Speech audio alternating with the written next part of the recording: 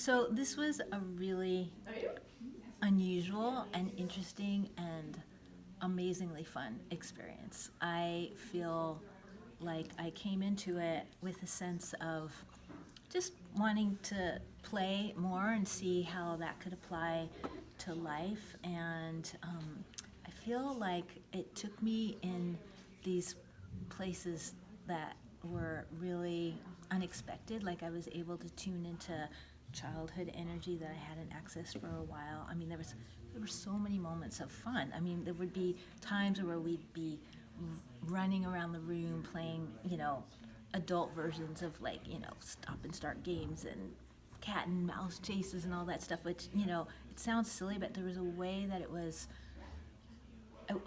really just out of our heads. Like I got so much out of my head, and it's funny. I've spent my whole adult life like doing spiritual practices and meditation practices and trying to get out of my head and into my heart or into my body and all this. And it tends to be a very serious practice to do that. And this, I was able to do all that, not in a serious way, like in a fun way, in a light way of just being really present to the moment and really connecting with my breath and my body and with other people in a way that just felt like kind of easeful, not onerous at all, but just like, oh, this is the natural way of being. And Angela was just a master at, just kind of working with the rhythms of the energy in the day and knowing when we needed to rest and knowing when we needed to connect and knowing when we needed to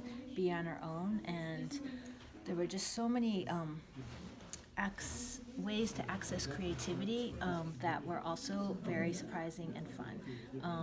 Also, like I had never done anything with clowning, and the whole idea of like a red nose was just like ugh, like forget it. Like I just had so many negative connotations, and now I see it in such a different way. I see it as a means to authentic presence in a way that's beautiful. I mean, so that was kind of a miracle. Like now when I think of the red nose, it's like a really fun and really empowered experience to play with that, and I really want to do more. I mean, this was like such a tiniest taste. I felt like it was very there was a lot of safety in the room, and again, that's Angela really created a safe place where we could really trust that no matter what happened, we were well taken care of and wouldn't be pushed beyond our edges, and that was really a gift. And I actually had a really unique experience during a break of encountering someone on the street that it could have been dangerous, and I was able to use all the tools that we had been learning about authentic presence and compassion and staying connected to myself and staying connected to the other person in a way that totally transformed the experience.